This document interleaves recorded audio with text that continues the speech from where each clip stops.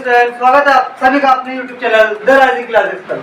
आज बड़े दिनों बाद वापस हम हमारे YouTube चैनल पर आए हैं। आप सभी को बेसब्री से इंतजार होगा कि हमारी साइंस की क्लासें कब से स्टार्ट होगी। इससे पहले हमने इस चैनल पर 8th क्लास के लिए इंग्लिश की लास्ट वीडियो डाली थी।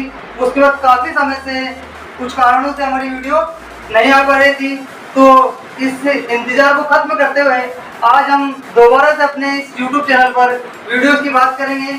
और यहाँ आज की क्लास में हम सीखेंगे 8th क्लास के साइंस के मॉडल पेपर के बारे में। जैसे कि आप सभी को पता है कि 4 तारीख को आपका 8th क्लास का बोर्ड एग्जाम है, जिसमें आपको यहाँ पर बोर्ड पैटर्न के बारे में बताया जाएगा और बोर्ड में आने वाले क्वेश्चंस के बारे में जानकारी दी जाएगी। आपको बस इतना सा याद रखना है कि वीडियो को पूरा देखें और वीडियो में दी गई जानकारी को लोगों के साथ, बच्चों के साथ शेयर करें और अच्छी लगे तो लाइक करें। देखिएगा, सबसे पहले हम यहाँ पर हमारे पेपर के पैटर्न को देखेंगे कि हमारा पेपर आते कितने मार्क्स का है और कितना टाइम ड्यूरेशन हमें उसे करने के लिए दिया जाता है। तो आप जैसा कि आप सभी जानते होंगे कि आपको पेपर करने के लिए टोटल 2 घंटे 30 मिनट का टाइम दिया जा रहा है, जिसमें आपको मार्क्स अटेंड करने हैं 80। 2 घंटे 30 मिनट में आपको मार्क्स अटेंड करने हैं कितने? 80। आपकी जो साइंस का पेपर होगा उसमें टोटल क्वेश्चन की संख्या होगी 25, जो कि टोटल 4 पार्ट में डिवाइड होगी। साइंस के जो 25 क्वेश्चन आपके पास होंगे और टोटल कितने पार्ट में डिवाइड होंगे? 4 पार्ट में। अब 4 पार्ट में कैसे? तो देखिएगा, पार्ट फर्स्ट जिसमें आपके टोटल 6 क्वेश्चन होंगे और पर क्वेश्चन होगा 1 नंबर का, यानी 1 × 6 = 6। पार्ट फर्स्ट कितने क्वेश्चन होंगे? 6 क्वेश्चन। पार्ट फर्स्ट या पार्ट 1 6 क्वेश्चन होंगे। एक क्वेश्चन 1 नंबर का होगा तो 6 क्वेश्चन जाएंगे 6 नंबर से। उसी तरह पार्ट बी, इसमें आपके टोटल 5 क्वेश्चन होंगे और पर क्वेश्चन होगा 2 नंबर का, तो 2 × 5 यानी कि टोटल मार्क्स हो जाएंगे आपके यहाँ पर 10। उसके बाद आएगा आपके पार्ट सी। हाँ, एक चीज ध्यान रखिएगा बेटा कि आपका जो ये पेपर है वो पार्ट में डिवाइड होकर नहीं आ रहा है, सिर्फ वो क्वेश्चन के नंबर सामने लिखेगा, यानी कि 1 से 6 तक के क्वेश्चन के 1 नंबर, फिर 7 से लेकर 11 तक के जो क्वेश्चन होंगे उनके 2 नंबर, फिर 11 से लेकर टोटल 21 तक पार्ट आपका आएगा सी। मतलब 12 से लेकर 21 तक 10 क्वेश्चन होंगे इसमें, जो कि पर क्वेश्चन 4 मार्क्स का होगा और 10 क्वेश्चन यहाँ पर यानी कि 40 नंबर आपके ये हो जाएंगे। और फिर आता है पार्ट बी।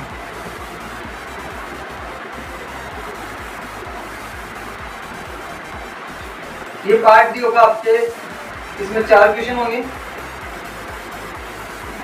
पर क्वेश्चन 6 मार्क्स का और 4 क्वेश्चन हो जाएंगे आपके 24 नंबर के। यहाँ पर आपको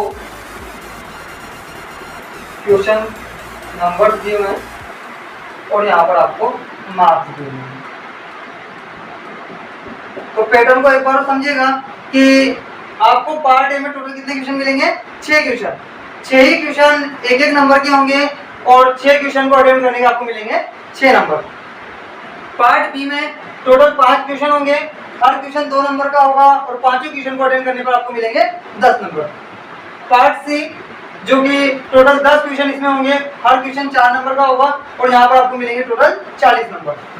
पार्ट डी 4 क्वेश्चन ओनली, हर क्वेश्चन 6 नंबर का निबंधात्मक क्वेश्चन है, हर क्वेश्चन कितने नंबर का है?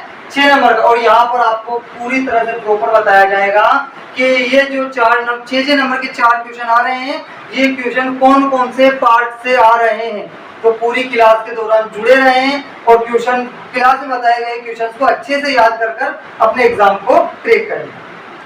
तो देखिएगा, यहाँ पर पार्ट डी और एक पार्ट की एक और खासियत है कि यहाँ पर जो क्वेश्चन होंगे, क्वेश्चन नंबर 22, 23, 24 और 25, टोटल 4 क्वेश्चन होंगे। चारों क्वेश्चन आपको अथवा में मिलेंगे, यानी कि आपको ऊपर वाला अच्छा लगे तो आप ऊपर वाला कर दीजिएगा और उसके अथवा में जो नीचे वाला होगा वो आपको अच्छा लगे तो आप वो कर दीजिएगा। क्वेश्चन दोनों में से आपको एक करने हैं। 4 आपको अथवा में क्वेश्चन मिलेंगे, वहाँ पर क्वेश्चन नंबर 22, 23, 24 और 25, और चारों क्वेश्चन कितने नंबर के होंगे? 6 नंबर के। और आपको ये भी बता दिया जाएगा कि ये चारों क्वेश्चन कौन कौन से पार्ट से आपके आ रहे हैं। इससे पहले हम पार्ट फर्स्ट की बात करते हैं। तो देखिएगा पार्ट फर्स्ट में जो 6 क्वेश्चन है, पार्ट फर्स्ट में जो आपके पास 6 क्वेश्चन है, इसमें एक चीज ध्यान रखिएगा, 3 क्वेश्चन तो आपको मिलेंगे ऑप्शनल। 3 क्वेश्चन तो आपको कैसे मिलेंगे? ऑप्शनल, यानी कि उनके आंसर आपको वही लिखे हुए अ ब स द, इन चारों में से एक आपको आंसर देना होगा। और बचे हुए 3 क्वेश्चन वो आपको मिलेंगे सत्य या असत्य। आपको कथन दिया जाएगा और आपको कथन बताना होगा कि वो कथन सत्य है या असत्य। तो यहाँ इन 3 और 6 क्वेश्चन के हम ज्यादा डिस्कशन ना करें, क्योंकि ये तो फिक्स है कि इनके आंसर आपके सामने लिखे होंगे, आपको सिर्फ उन आंसर्स को पहचानना है कि आंसर क्या है। जैसा कि आपके मॉडल पेपर में एक क्वेश्चन दिया गया था, क्वेश्चन नंबर फर्स्ट है कि नायलॉन का उपयोग,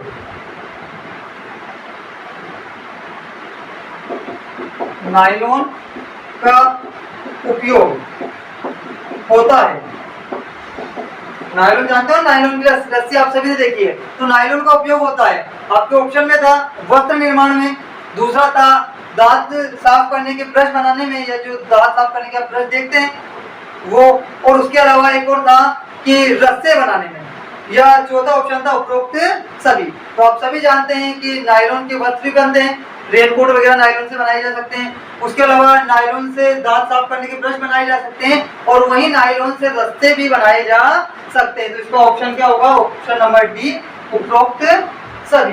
तो इस तरह से आपको वहां पर ऑप्शन में देखना है और अपने सवाल का जवाब देना है।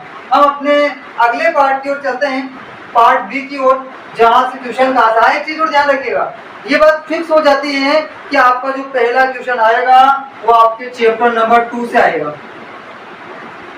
जो नायलॉन वाला मैंने बताया चैप्टर नंबर 2 तो हमारे पास जो है सूक्ष्म जीव, मित्र और शत्रु है। चैप्टर नंबर 3 हमारे पास रेशे हैं, तो चैप्टर नंबर 3 से आएगा। बाकी हम आगे बात करेंगे इस बारे में। देखिएगा पेपर पैटर्न को समझने के बाद हमारा यहाँ पर मकसद ये रहेगा कि हम हर पार्ट की थोड़ी थोड़ी जानकारी लें, जिससे कि उस पार्ट से रिलेटेड अगर कोई क्वेश्चन हमें देखने को मिले तो हम उसका आंसर प्रॉपरली लिख सके। तो देखिएगा सबसे पहले हम इस पैटर्न को दोबारा देखें। पार्ट 1 कितने क्वेश्चन है? 6, एक नंबर के 6 क्वेश्चन, 6 मार्क्स। पार्ट बी कितने क्वेश्चन है? 5, 2 नंबर के, 5 2 10। पार्ट सी 10 क्वेश्चन, 4 मार्क्स के 40। और पार्ट डी 4 क्वेश्चन, 6 मार्क्स के, यानी कि टोटल क्वेश्चन टोटल नंबर हो गए आपके 24। इनकी काउंटिंग करोगे तो आपके हो जाएंगे टोटल 18।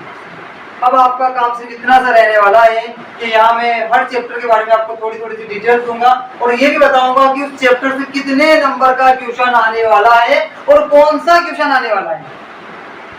क्या कहा मैंने? सुनिएगा, मैं ये भी बताऊंगा कि कौन से नंबर पर आपको क्वेश्चन देखने को मिलेगा और कितने नंबर का देखने को मिलेगा। बस आपका काम इतना सा होगा कि उस क्वेश्चन को आपको याद करना होगा। बेटा क्वेश्चन नहीं, आंसर को याद करना होगा। किसको याद करना होगा? आंसर को। तो हम यहाँ पर हर चैप्टर की अलग अलग डिटेल से बात करेंगे और वहां पर देखेंगे कौन कौन से क्वेश्चन हमारे आने वाले। पैटर्न देखिए आपने, पार्ट ए 6, पार्ट ए में 5 क्वेश्चन, पार्ट ए में 10 क्वेश्चन और फिर 4 क्वेश्चन, टोटल मिलाकर हो गए आपके 25 क्वेश्चन। हाँ, तो आपका चैप्टर नंबर फर्स्ट जिसका नाम है फसल उत्पादन एवं प्रबंधन, चैप्टर का नाम क्या है? फसल उत्पादन और प्रबंधन। अब यहाँ से आपसे क्या क्वेश्चन किया जाएगा, क्वेश्चन कितने मार्क्स का होगा, सबसे ज्यादा जरूरी आपके लिए ये है। तो क्वेश्चन का मार्क्स आपके यहाँ फिक्स है कि यहाँ से 6 नंबर का क्वेश्चन आने वाला है। पार्ट 1 पहला ही पार्ट आपके लिए कितने नंबर का है? 6 नंबर का। और क्वेश्चन का नंबर भी फिक्स है बेटा, क्वेश्चन नंबर भी लिख लेना, आप एग्जाम में जाकर देख लेना। क्वेश्चन नंबर 22, पार्ट 1 से एक क्वेश्चन आएगा 6 नंबर का, ट्यूशन नंबर इस पर आएगा 22 पर, और ट्यूशन भी मैंने यहीं लिख दिया, यहीं से क्वेश्चन आएगा, इससे बाहर कुछ भी आने वाला। जो आपके बोर्ड पर लिखा हुआ है यहीं से क्वेश्चन आएगा। बस आपको मेरी बातों को गौर से सुनना है और मैं जो बोलूँ इस वीडियो के दौरान उसे अच्छे से याद कर लेना है। बेटा मैं सब कुछ यहाँ लिख नहीं सकता कि अपने पास टाइम की थोड़ी कमी है, तो मैं सारी बातें आपको बोलकर बताऊंगा। आप एक काम कीजिएगा कि इस वीडियो को एक बार नहीं 2 से 3 बार देख लीजिएगा एक दिन में, ताकि आप मैं जो भी बोलूँ उसे आप याद रख सको और एग्जाम में लिखकर आ सको। तो सुनिएगा, सबसे पहले पहला क्वेश्चन ये बन सकता है कि फसल किसे कहते हैं और कृषि पद्धतियों के नाम लिखिए। सुनिएगा, फसल किसे कहते हैं, पहला क्वेश्चन। तो एक ही किस्म के पौधे बड़े पैमाने पर उगाना क्या कहलाता है, फसल कहलाता है। एक ही किस्म के पौधे जब आप बड़े पैमाने पर उगाते हैं तो क्या कहलाता है, फसल कहलाता है। जैसे आपने देखा होगा खेतों में गेहूं के बहुत सारे पौधे एक ही जगह रखे लगे हुए हैं, तो वो क्या है, गेहूं की फसल है। अब फसल कितने प्रकार की होती है, तो फसल कितने प्रकार की होती है, दो प्रकार की। फसल कितने प्रकार की होती है, दो प्रकार की। वैसे जनरली तीन प्रकार की फसल बोली जाती है, एक जायद की फसल भी है, पर आपकी बुक में दो ही प्रकार का जिक्र, मैंने दो ही प्रकार लिखा है, एक तो खरीफ और एक रबी। एक तो खरीफ की फसल और एक रबी की फसल। अब बात आती है खरीफ की फसल क्या होती है और रबी की फसल क्या होती है, तो सुनिएगा। खरीफ की फसल हम जनरली देखते हैं कि हम बारिश में उगाते हैं।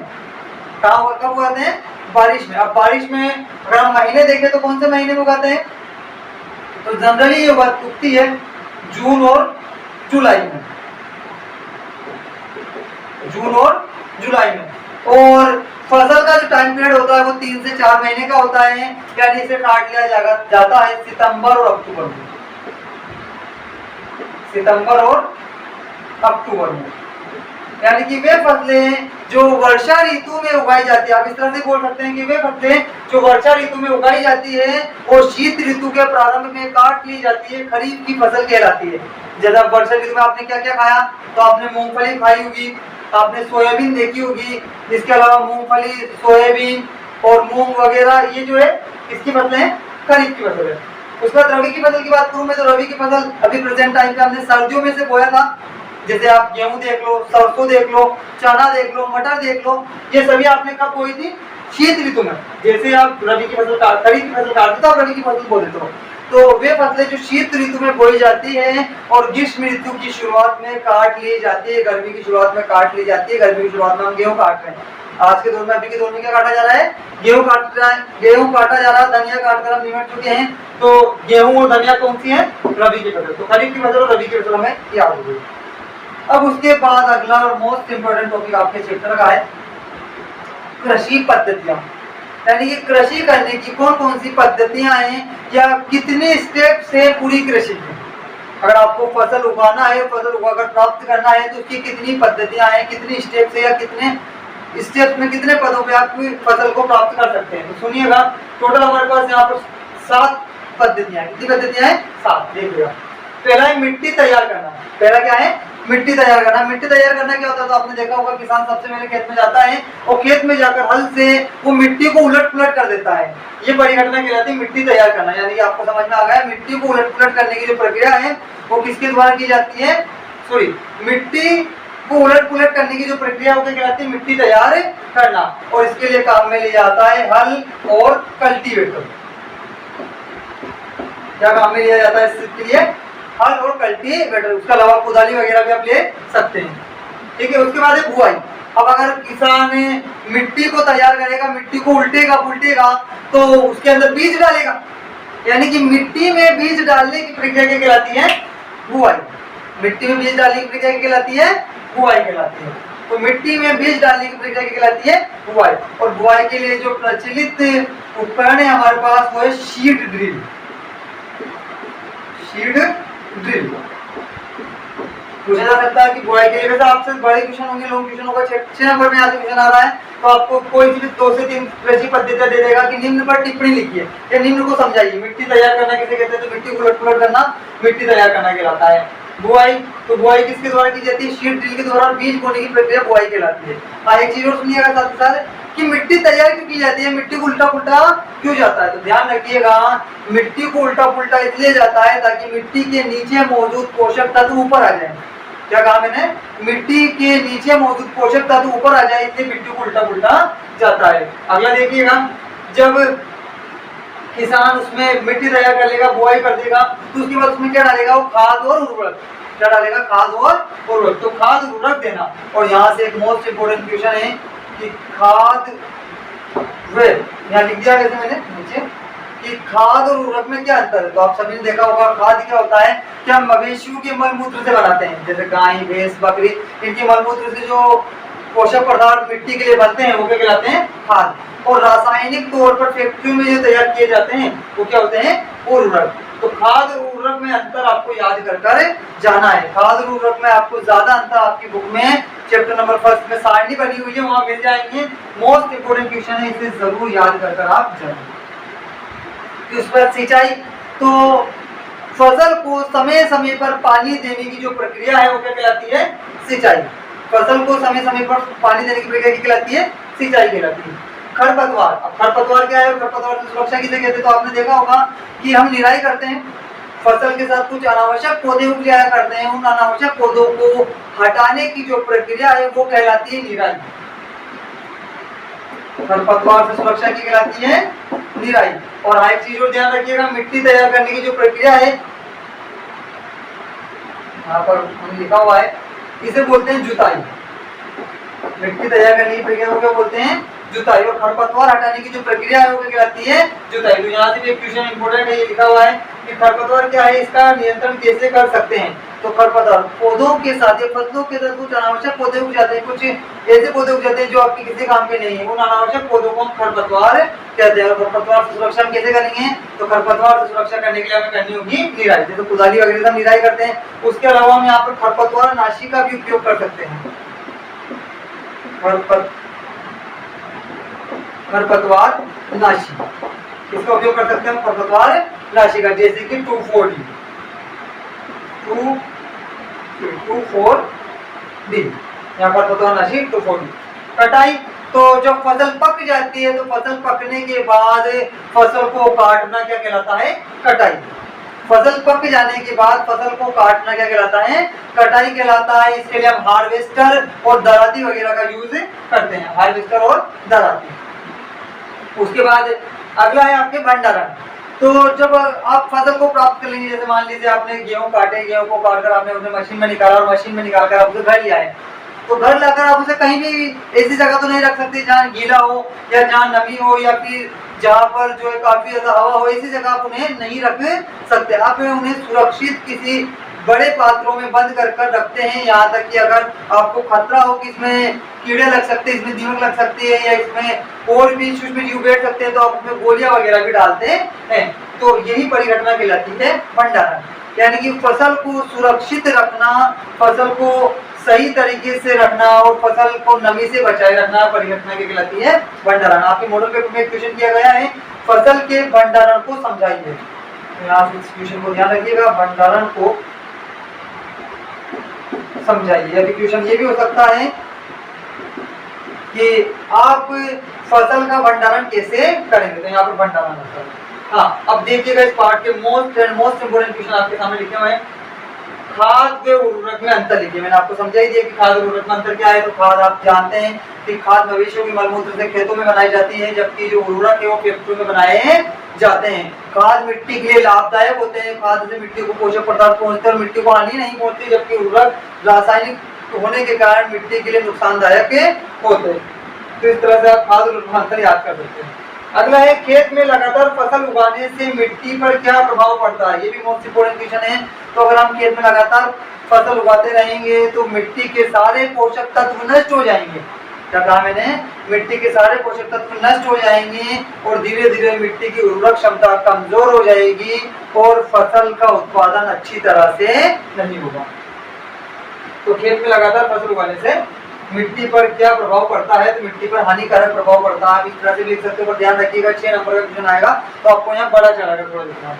फिर अगला क्वेश्चन, खरपतवार क्या है और इसका नियंत्रण आप कैसे कर सकते हैं। तो खरपतवार पौधों के साथ या फसल के साथ जो अनावश्यक पौधे उग जाते हैं वो खरपतवार कहलाते हैं और इसके नियंत्रण के लिए हम क्या करते हैं, अभी लिखवाया मैंने यहाँ पर, निराई करते हैं। निराई के दौरान उन अनावश्यक पौधों को उखाड़ कर जड़ के साथ उन्हें उखाड़ कर बाहर फेंक दिया जाता है और उसके स्थान पर हम जो है खरपतवार नाशी भी डाल सकते हैं। निराई तो हम कर ही सकते हैं, साथ साथ आप खरपतवार नाशी का भी उपयोग कर सकते हैं। खरपतवार नाशी में मैंने आपको एग्जांपल लिखाया है 2,4-D। तो इस तरह से आपके चैप्टर नंबर 1 कंप्लीट। यहाँ से क्वेश्चन आप देख सकते हैं, कृषि पद्धति पर आपसे क्वेश्चन हो जाएगा। खाद और उर्वरक में अंतर, खेत में लगातार फसल उगाने से क्या प्रभाव पड़ता है, उसके साथ खरपतवार क्या है। और इसके अलावा भी अगर कोई बड़ा क्वेश्चन यहाँ से बनता है, जैसे बुआई को समझाइए, खाद्य उर्वरक में अंतर लिखिए, सिंचाई किसे कहते हैं, तो सारी चीजें मैं आपको यहाँ समझा चुका हूँ। ध्यान रखिएगा, पूरा चैप्टर 6 नंबर का है और 6 नंबर का यहाँ से क्वेश्चन डेफिनेटली आएगा।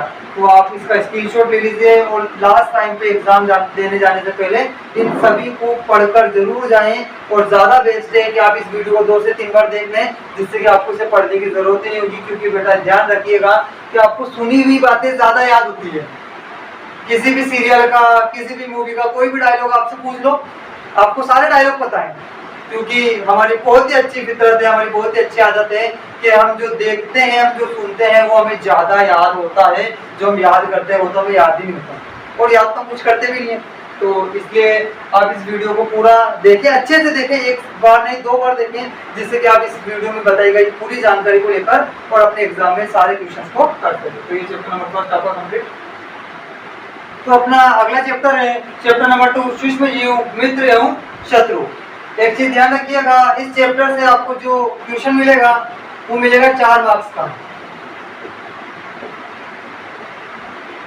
4 मार्क्स का क्वेश्चन, और क्वेश्चन नंबर भी फिक्स है। मैं आपसे बार बार बोल रहा हूँ कि जो क्वेश्चन हम देख रहे हैं, जो पार्ट हम देख रहे हैं, उनकी क्वेश्चन नंबर भी फिक्स है। वहां जाकर देख लीजिएगा, आप खुद कहेंगे क्वेश्चन नंबर 12 पर जो क्वेश्चन लिखा हुआ था सर, वो चैप्टर नंबर 2 से था।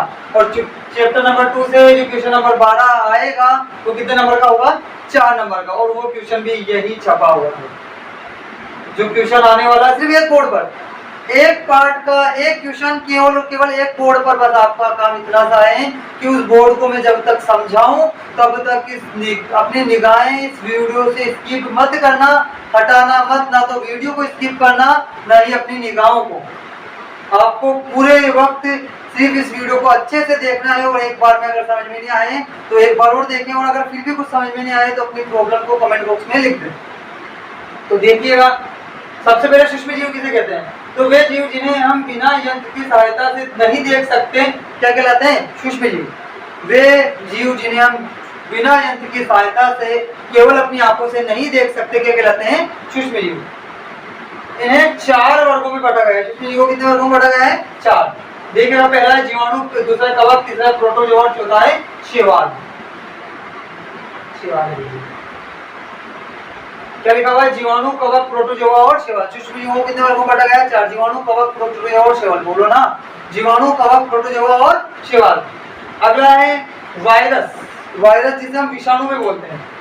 वायरस को क्या बोलते हैं, विषाणु। यहाँ तो बोल सकता है विषाणु जनित रोगों के नाम लिखिए, या विषाणु जनित की नहीं 4 रोगों के नाम लिखिए। तो विषाणु जनित यहाँ पर हमने 4 से ज्यादा रोग लिखे हुए हैं। तो ये परपोषी होता है। पहली बात तो जो विषाणु होता है वो परपोषी होता है, किसी दूसरे के जीव में जाएगा तभी वो काम करेगा, वरना वो काम ही नहीं करेगा, वरना वो मृत होगा। जैसे मैं आपको याद दिलाऊं, हम सभी अभी कुछ सालों पहले, दिन तो नहीं कह सकते, 1-2 साल तो समथिंग हो चुका है, हम एक बहुत ही बड़े वायरस से लड़कर आए हैं और आप सभी को उसका नाम याद आ चुका है। उसका नाम था कोरोना वायरस। कोरोना वायरस की भी एक खासियत थी, अगर वो कहीं रखा हुआ है या किसी व्यक्ति के शरीर से बाहर है तो वो निष्क्रिय है, वो किसी काम का नहीं। पर जैसे ही वो व्यक्ति के शरीर में प्रवेश करेगा तो सक्रिय हो जाएगा, और वो सक्रिय हो जाएगा तो व्यक्ति को क्या पहुंचाएगा, नुकसान पहुंचाएगा। तो वायरस देखा, वे ये परपोषी होते हैं। इनसे कौन से रोग होते हैं, जुकाम, जुकाम वायरस से होता है, पता है। खांसी, जुकाम होगा तो खांसी भी होगी। उसके अलावा फ्लू, फ्लू भी एक तरह का जुकाम या खांसी होता है। उसके बाद पोलियो और खसरा। पोलियो और खसरा, पोलियो को हम जानते हैं हाथ पैर कमजोर हो जाते हैं, किसी भी एक अंग का विकास रुक जाता है। इसी तरह से खसरा भी होता है। तो जुकाम, खांसी, फ्लू, पोलियो और खसरा। उसमें प्रोटोजोआ द्वारा होने वाले रोग, तो प्रोटोजोआ जनरली बुखार उत्पन्न करता है। प्रोटोजोआ क्या उत्पन्न करता है, बुखार। तो अतिसार को बुखार ही कहते हैं, और साथ साथ मलेरिया भी बुखार का ही रूप है। तो प्रोटोजोआ द्वारा होने वाले रोग कौन से, अतिसार और मलेरिया। इसी तरह जीवाणु, जीवाणु यानी जो सूक्ष्म जीव होते हैं, उनके द्वारा जो रोग होता है वो कौन सा है, जीवाणु द्वारा टाइफाइड और क्षय रोग। क्षय रोग का होता है टीबी। हो सकता है टीबी किसके कारण होता है, तो टीबी होता है आपका जीवाणु द्वारा होने वाले रोग। उसके बाद सूक्ष्म जीव हमारे मित्र हैं। सूक्ष्म जीव हमारे मित्र कैसे हैं, सबसे पहले हम ये बात करेंगे कि सूक्ष्म जीव हमें क्या क्या लाभ पहुंचाते हैं, और फिर लास्ट में यहाँ देखिएगा हम बताएंगे कि सूक्ष्म जीव हानिकारक कैसे हैं, सूक्ष्म जीव हमें क्या क्या नुकसान पहुंचाते हैं। तो देखिएगा, सबसे पहले सूक्ष्म जीवों के जो है, मतलब सूक्ष्म जीवों की जो अच्छाइयाँ हैं या सूक्ष्म जीव हमें कहाँ कहाँ लाभ पहुंचाते हैं, उनकी बात कर लेते हैं। तो सबसे पहला सूक्ष्म जीव द्वारा होने वाला लाभ, कि सूक्ष्म जीव दही बनाने में सहायक होते हैं। जो दही का निर्माण होता है वो सूक्ष्म जीवों की सहायता से होता है और इसमें लैक्टोबैसिलस नामक जीवाणु काम आता है। दही बनाने में सहायक कौन सा जीवाणु है? लैक्टोबैसिलस। लैक्टोबैसिलस नामक जो जीवाणु है वो दही बनाने में सहायक होता है। उसके अलावा ब्रेड व केक बनाने में सहायक। ब्रेड और केक जो बनते हैं वो भी सूक्ष्म जीवों की क्रिया द्वारा ही बनते हैं। हम सभी देखते हैं ब्रेड हम खाते हैं, केक हम खाते हैं, वो सूक्ष्म जीवों की क्रिया से ही बनते हैं। औषधियों का निर्माण सूक्ष्म जीवों द्वारा होता है। शराब का निर्माण भी सूक्ष्म जीवों द्वारा ही होता है। किण्वन क्रिया से शराब बनती है। जब अंगूर या गन्ने का रस जब सड़ता है तो उसमें जो किण्वन क्रिया होती है उस किण्वन क्रिया के दौरान इसका निर्माण होता है शराब का, तो इसमें भी ये सहायक है। उसके अलावा टीका जिसे हम बोलते हैं वैक्सीन, टीका क्या बोलते हैं? वैक्सीन। आप सभी ने कोरोना का टीका लगवाया होगा, कोरोना की वैक्सीन ली होगी, तो टीका और वैक्सीन निर्माण में भी ये सहायक होते हैं। मिट्टी की उर्वरक क्षमता में वृद्धि करते हैं। जैसे आपने बचपन में छोटी क्लास में पढ़ा है, किसान का मित्र कहा जाता है केचुए को। केचुआ भी एक सूक्ष्म जीवों में ही आएगा। तो मिट्टी की उर्वरक क्षमता में बढ़ाने में भी क्या करते हैं? सहायता प्रदान करते हैं और जनरली नाइट्रोजन की उत्पन्न करते हैं। पर्यावरण शुद्धिकरण में सहायक। पर्यावरण शुद्धिकरण में किस तरह सहायक होते हैं? तो आपने देखा होगा कि जब कोई जीव मर जाता है, कोई मृत जीव जब मर जाता है, उसकी लाश कहीं पड़ी होती है, तो कुछ दिनों बाद वो लाश दिखती नहीं है, क्योंकि जो सूक्ष्म जीव होते हैं उनका धीरे धीरे अपघटन करके उसे मिट्टी में मिला देते हैं, तो मिट्टी की भी उर्वरक क्षमता बढ़ जाती है और वो जो जीव वहाँ था, जिस जीव की वहाँ लाश थी, वो जीव वहाँ से खत्म हो जाता है, यानी पर्यावरण का क्या हो जाता है? शुद्धिकरण हो जाता है। तो पर्यावरण शुद्धिकरण कैसे करते हैं? तो सूक्ष्म जीव धीरे धीरे मृत जीव जंतुओं का अपघटन कर पर्यावरण को क्या करते हैं? शुद्ध कर देते हैं, पर्यावरण का शुद्धिकरण कर देते हैं। तो पर्यावरण शुद्धिकरण में भी सहायक होते हैं। अब कुछ सूक्ष्म जीव हानिकारक भी होते हैं। जैसे आपको सूक्ष्म जीवों में बात करो तो कुछ हानिकारक सूक्ष्म जीव ऐसे होते हैं जो बीमारियां फैलाते हैं। जैसे मक्खी अगर किसी के खाने पर बैठ जाए तो मक्खी के जो पंख होते हैं या मक्खी के जो पैर होते हैं, इस पर जो हानिकारक सूक्ष्म जीव होंगे वो खाने को खराब कर देंगे। तो आप इससे क्वेश्चन इस तरह से भी हो सकता है कि हानिकारक ये सूक्ष्म जीव किस प्रकार से आपको हानि पहुंचाते हैं? तो मक्खी या मच्छर आपको काट ले तो मच्छर को काटने से बीमारियां हो जाती है, क्योंकि मच्छर में भी प्रोटोजोआ पाया जाता है। कुछ सूक्ष्म जीव रोग का संचरण करते हैं, उन्हें रोग कारक कहते हैं, रोग वाहक कहते हैं। रोग वाहक किन्हें कहते हैं? तो कुछ सूक्ष्म जीव रोग का वाहक करते हैं, रोग को एक स्थान से ले जाकर दूसरे स्थान पर डाल देते हैं, उन्हें रोग वाहक कहते हैं। जैसे आप में से किसी को अगर मच्छर काटे और वो मच्छर मादा एनाफिलीज हो, आप में किसी को मच्छर काटे, मच्छर कौन सा हो? मादा एनाफिलीज, तो आपको जो रोग होगा वो क्या होगा? मलेरिया। आपको मच्छर काटे मच्छर मादा एनाफिलीज तो कौन सा रोग होगा? मलेरिया। अगला है मादा एडिस मच्छर आपको काट ले तो कौन सा रोग होगा? आपको डेंगू। तो ये दोनों भी इंपॉर्टेंट है। उसके बाद इस चैप्टर के कुछ इंपॉर्टेंट टॉपिक है जो मैंने यहाँ लिखे हैं, उनको आपको समझना। खाद्य विषाक्तता, खाद्य विषाक्तता या खाद्य विषाक्तन अगला टॉपिक है आपका खाद्य विषाक्तन। तो खाद्य का मतलब है खाने लायक चीजें, और विषाक्तन मतलब उनमें विष का उत्पन्न होना। खाने लायक चीजों में विष का उत्पन्न होना। अब देखो खाने लायक चीजों में विष कैसे उत्पन्न होता है? तो आप सभी ने देखा होगा कि जब आप खाना बनाते हो तो अगर वो खाना काफी लंबे समय से रखा हुआ है, जैसे आज सवेरे आपने खाना बनाया और आप उसका शाम तक सेवन नहीं करते, उसका लेट नाइट सेवन करते हो या बाद में सेवन करते हो, तो धीरे धीरे उसका ऑक्सीकरण हो जाता है, वो खराब हो जाता है, उसमें बदबू आने लगती है और उसमें क्या उत्पन्न हो जाता है? विष या हानिकारक सूक्ष्म जीव उत्पन्न हो जाते हैं। यानी कि खाद्य पदार्थों का खराब होना या खाद्य पदार्थों में विष का उत्पन्न होना या खाद्य पदार्थों में हानिकारक सूक्ष्म जीवों का उत्पन्न होना क्या कहलाता है? खाद्य विषाक्तन कहलाता है। खाद्य पदार्थों में हानिकारक सूक्ष्म जीवों का उत्पन्न होना, हानिकारक पदार्थों का उत्पन्न होना, हानिकारक जीवाणुओं का उत्पन्न होना क्या कहलाता है? खाद्य विषाक्तन। खाद्य में विष उत्पन्न होना यानी खाने लायक चीजों में उत्पन्न होना, विष उत्पन्न होना। और खाद्य विषाक्तन को रोकना है तो हमें क्या करना पड़ेगा? खाद्य परिरक्षण करना पड़ेगा।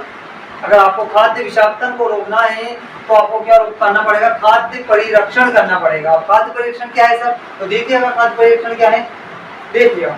खाद्य पदार्थों को सुरक्षित रखना। खाद्य पदार्थों को रखना सुरक्षित। आप सभी ने मार्केट से अचार खाया होगा। मार्केट से जब अचार लाते हैं तो आप उसमें एक बात नोटिस करते हैं कि उस अचार में नमक की मात्रा काफी ज्यादा होती है। उस अचार में किसकी मात्रा ज्यादा होती है? नमक की। और नमक की मात्रा ज्यादा होने के कारण उसका जो स्वाद है वो खराब हो जाता है, वो अच्छा नहीं लगता है। पर फिर भी जो अचार कंपनी है, अचार बनाने वाली इंडस्ट्रीज है, वो उसमें नमक ज्यादा मात्रा में डालती है। ऐसा क्यों?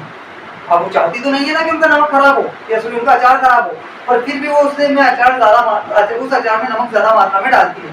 तो ध्यान रखिएगा, हमारा नमक डालने का रीजन सिर्फ इतना सा होता है कि हमारा जो अचार है वो ज्यादा लंबे समय तक सुरक्षित बना रहे, ज्यादा लंबे समय तक खराब ना हो। यानी कि इससे साबित क्या होता है कि बेटा नमक एक खाद्य परिरक्षक है।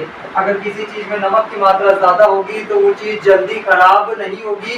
नमक डालने से भले ही उसके स्वाद में थोड़ा सा परिवर्तन आ जाएगा पर वो लंबे समय तक बनी रहेगी, जिससे कि जो नमक अचार बनाने वाली कंपनी उसे कम से कम एक नुकसान नहीं हुआ कि उसका जो अचार मार्केट में रखा हुआ है अगर वो खराब हो जाता है तो खराब होने से उसे ज्यादा नुकसान हो जाएगा। उसके बदले में वो अचार में अगर थोड़ा नमक ज्यादा डाल देगा या डाल देगी कंपनी तो उसका नमक एडजस्ट करना कस्टमर के हाथ में होता है। उसमें तेल वगैरह डालकर आप उसका नमक एडजस्ट कर सकते हो, बट अगर वो बाई चांस नमक नहीं डालने की वजह से खराब हो गया तो कंपनी को ज्यादा बड़ा लॉस हो जाएगा। इसलिए कंपनी उसमें क्या डालती है, नमक।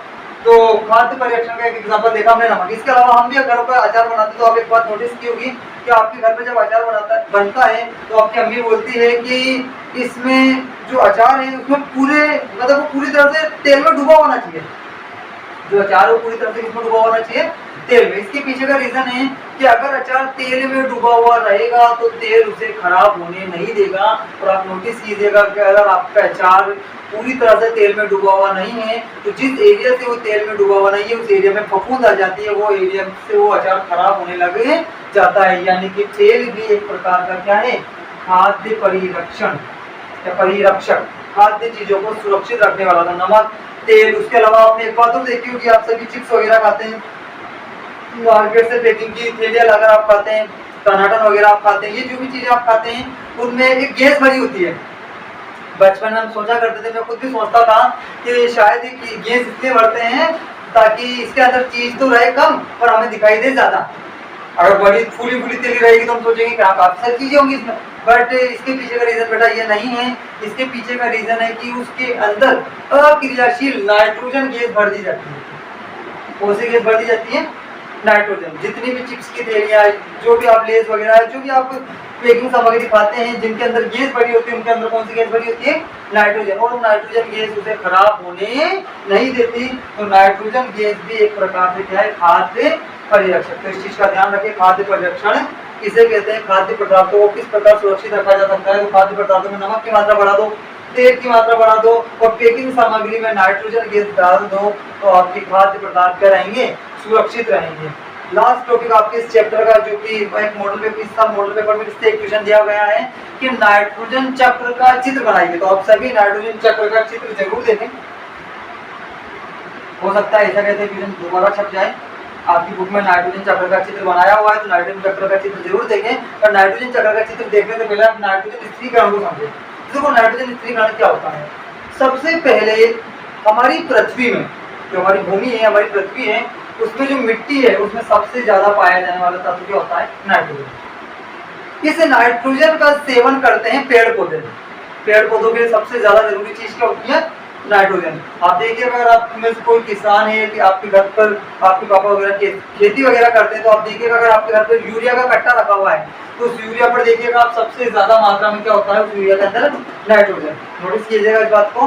तो नाइट्रोजन पेड़ पौधों के लिए बहुत आवश्यक होता है और पेड़ पौधे भूमि से इस नाइट्रोजन को ले लेते हैं। सुनिएगा क्या होगा, नाइट्रोजन स्थिरीकरण का मतलब क्या है, नाइट्रोजन स्थिर कैसे रहती है। तो पेड़ पौधे भूमि से किसको ले लेंगे, नाइट्रोजन को। बोलो ना, किसको ले लेंगे, नाइट्रोजन को ले लेंगे। और फिर जब वो नाइट्रोजन को ले लेंगे तो पेड़ पौधों के अंदर नाइट्रोजन चली जाएगी। अब उन पेड़ पौधों को मान लो किसी बकरी ने या भैंस ने या किसी गाय ने या जिसने भी उसे खाया तो जो नाइट्रोजन थी वो उनके शरीर में चली गई। फिर उनके शरीर से उनके द्वारा उत्सर्जित पदार्थ हो गए। तो मान लो भैंस ने दूध दिया या गाय ने दूध दिया तो उसका सेवन अगर किसी जीव ने किया तो उसके शरीर में चली गई। और एक लास्ट जब वो जीव मरेगा तो वो जीव का जो शरीर है वो वापस किसमें मिल जाएगा, मिट्टी में।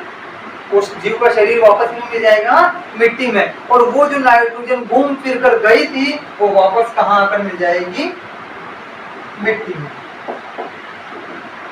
पेड़ पहले वो भूमि से पेड़ पौधों में गई, फिर पेड़ पौधों से किसी जीव में गई, फिर उस जीव से दूसरे जीव में गई, फिर उससे दूसरे जीव में गई, पर लास्ट में जब वो जीव मरा तो वो जीव जो वापस मिट्टी में आकर मिल गया तो नाइट्रोजन वापस मिट्टी में आकर मिल गई। ये परिघटना कहलाती है नाइट्रोजन स्थिरीकरण। यानी कि नाइट्रोजन का भूमि से दोबारा भूमि में ही पहुंच जाना नाइट्रोजन स्थिरीकरण कहलाता है। तो नाइट्रोजन स्थिरीकरण भी मोस्ट इंपोर्टेंट टॉपिक है और बेटा जो यहाँ से क्वेश्चन पूछा जाएगा वो डेफिनेटली टॉपिक से पूछा जाएगा। ये सूक्ष्म जीव आपके लिए किस प्रकार लाभदायक है? तो सूक्ष्म जीव दही बनाने में सहायक है, ब्रेड और केक बनाने में सहायक है, औषधि निर्माण में सहायक है, टीका निर्माण में सहायक है।